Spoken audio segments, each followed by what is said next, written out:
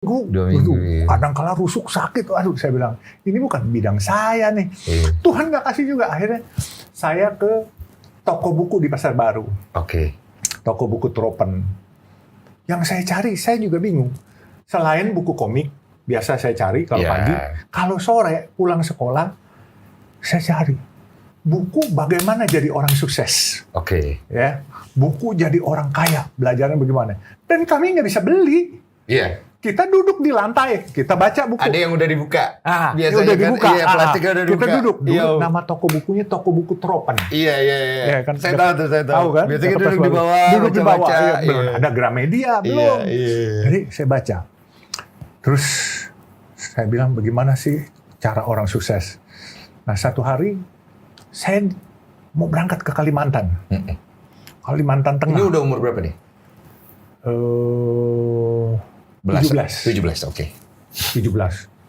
Wah, itu daerah sepi, itu daerah, memang keluarga saya di sana. Tapi sepi banget di situ pasti.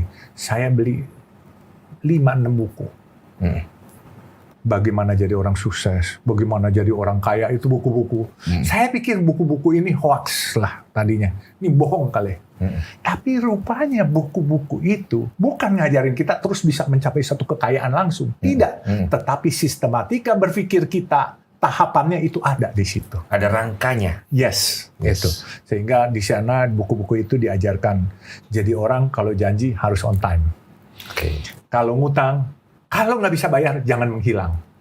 Datangi orangnya. Apa barang yang ada, yang konsumtif, yang kita punya, yang kita sayang, jual, bayar utang orang. Tanggung jawab itu. Nah, makanya, jadi di situ kita diatur tata kramanya. Terus kalau bisnis itu nggak boleh culas.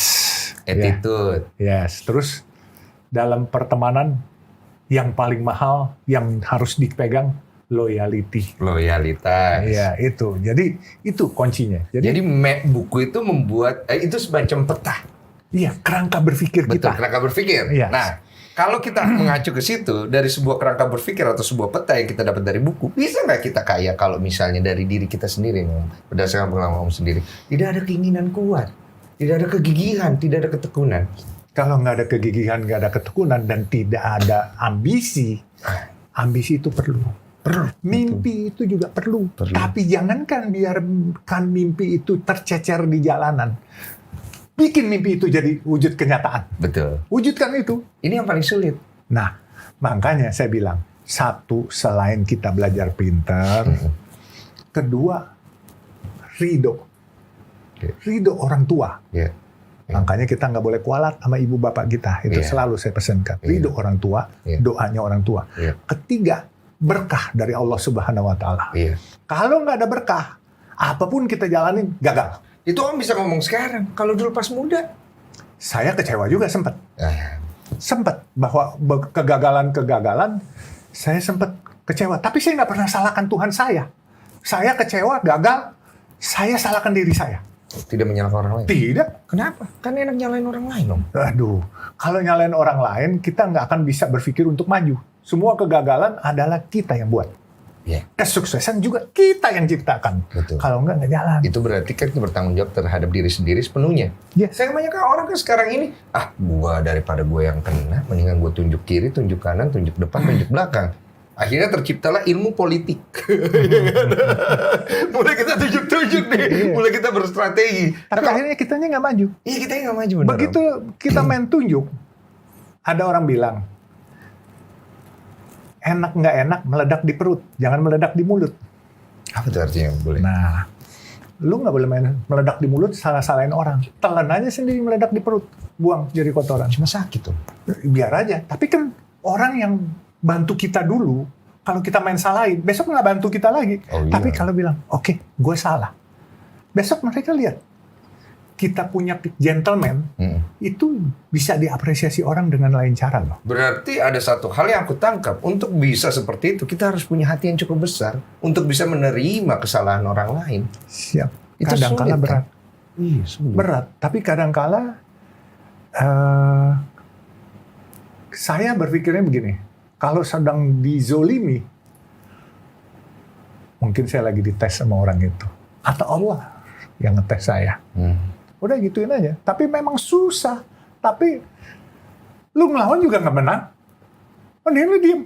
Iya. Ngelawan nggak menang. Jangan-jangan masuk penjara. Iya. Ya udah diem aja kan. Paling nggak masih bebas di alam bebas. Iya. Ya bisa cari rezeki lain.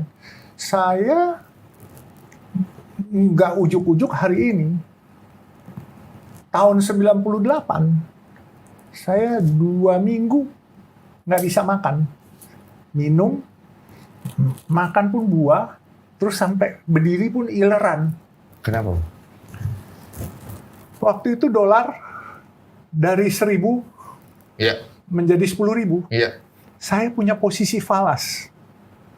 Dan tahun 98 itu saya rugi ratusan juta dolar. Dalam waktu 3 jam. Itu sama kayak ketika saya pernah main judi, saya kalah miliaran, itu saya nggak bisa tidur juga itu 7 hari 7 Saya malam. 2 minggu. Iya, saya paham. Sampai saya ngelamun, saya ileran. Iya, kayak Dulu saya kewarasan masih- hilang ya Om. Iya, saya masih perokok. Iya. Wow, itu bakar terus tuh. Saya bakar terus, tapi saya yang luar biasa adalah malaikat yang mendampingi saya, yaitu istri saya. Oh, satu sudah menikah. Iya, udah menikah itu. Saya peluk dia, saya bilang, maafkan saya, Ma. Tapi saya akan mulai lagi, saya akan cari lagi. Gitu. Dia bilang, nggak apa-apa. Kita sama-sama kerja aja. Kita cari. Nggak usah. Terus saya ambil sejadah. Saya langsung sholat, terus saya berdoa. Ya Allah, aku terima musibah ini. Aku terima. Aku terima musibah ini. Aku ikhlas. Harta yang kau berikan, engkau ambil balik. Aku ikhlas, lillahi ta'ala. Tapi tolong, ya Allah, kasih aku kesempatan dan kesehatan. Aku nggak minta harta, kesehatan. Dan pemikiran aku tetap ada. Insya Allah, aku akan kembali. Aku akan kembali. Gitu. Itu satu statement yang sangat berenergi, saya bisa nangkep. Semoga banyak orang bisa nangkep. Karena sebuah penerimaan kita akan suatu hal yang kita tidak suka, itu membutuhkan hati yang sangat besar. Apalagi kita pernah punya, Om. Om punya ratusan juta dolar, diambil. Dalam waktu 3 jam. Itu syukur-syukur kayak gila loh, Om. 3 jam loh diambil. Almost crazy. Coba aja, hampir ileran. Iya. Sampai saya ngelamun, sampai nyonya saya nangis. Iya. Pak, udah nggak usah diseselin. Iya. Kita mulai lagi. Iya. Itu malaikat, makanya saya bilang malaikat spirit. Behind every success man, there is a great woman. Yes. Bantu kami, Om. Kami ini laki-laki ini punya masalah dengan hasrat kami nih, Om. Iya kan? Om juga pasti pernah muda kan? Iya kan? Bagaimana sih kita laki-laki akhirnya harus memilih wanita yang tepat untuk mendampingi hidup kita?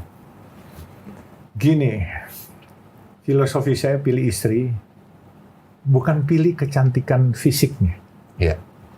Pilihlah kecantikan hatinya. Bagaimana cara melihatnya?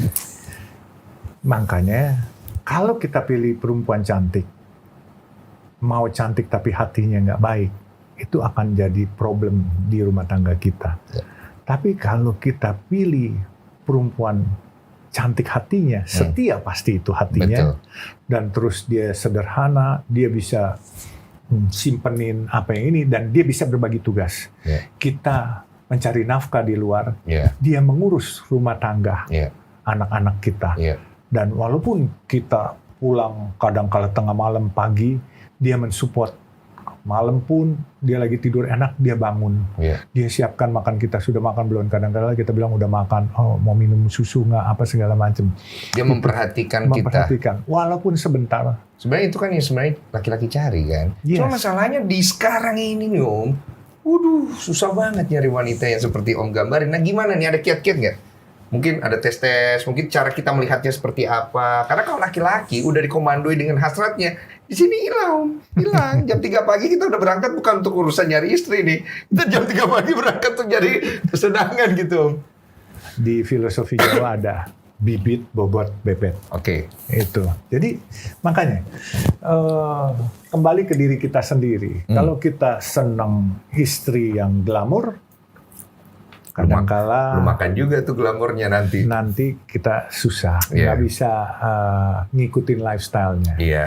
Ya, kita lebih baik cari yang pinter, setia, yang hati baik, sederhana itu. Iya. Ya kan, bukannya kita nggak kasih dia pakai barang-barang mewah. Bukan. Silakan dia mau pakai, cuman ada batasannya. Gini, di dalam hidup ini ada satu azas kebutuhan sama azas keinginan. Ya. Jadi kalau keinginan, kita kepengen punya pesawat pribadi sendiri. Betul. Kita kepengen punya booth sendiri. Pengen punya rumah, pengen punya istana sendiri. Ya. Tapi kembali, itu keinginan. Kebutuhannya butuh nggak? Nah. Kalau nggak butuh, mau ngapain? Misalnya kita mau punya villa nih, let's say villa. Butuh nggak sih? Kalau nggak butuh, cukup sewa hotel aja misalnya keluar kota. Betul. Ngapain? Betul. Kita punya villa, terus kita harus dibebani dengan maintenance setiap bulan, pembantu yang jaga, bayar utility setiap bulan, dipakainya setahun sekali. Kadang-kala dipakai teman. Iya kan? What for? Kalau kita tinggal di hotel, memang mahal. Tapi kan begitu 2-3 hari kita kelar, kita tinggal angkat koper, nggak ada beban di belakang kita. Nah ini yang adik-adik kita harus tahu. Jangan nafsunya, keinginannya, kok pengen ini.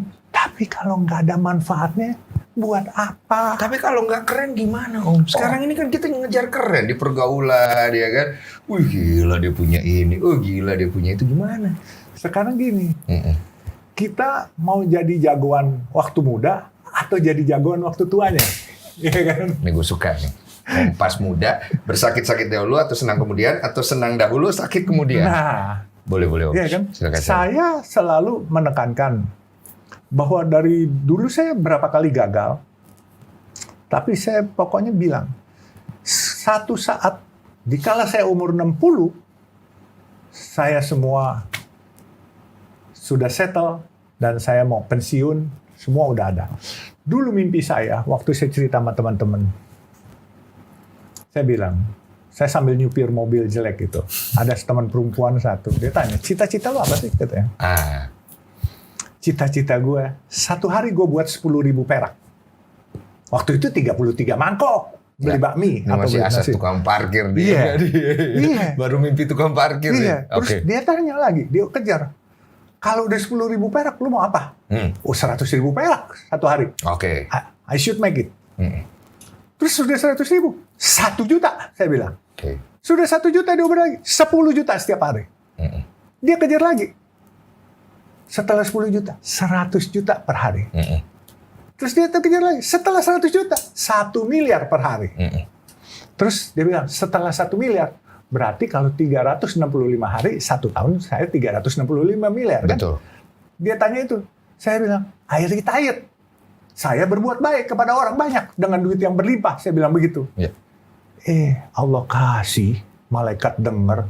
More than that, I can make it. And I cannot stop it. Itu yang menjadi salah satu asas yang akhirnya sekarang Om memiliki mimpi untuk membangun 1000 masjid. Yes, itulah. Berarti kata-kata Om tepati.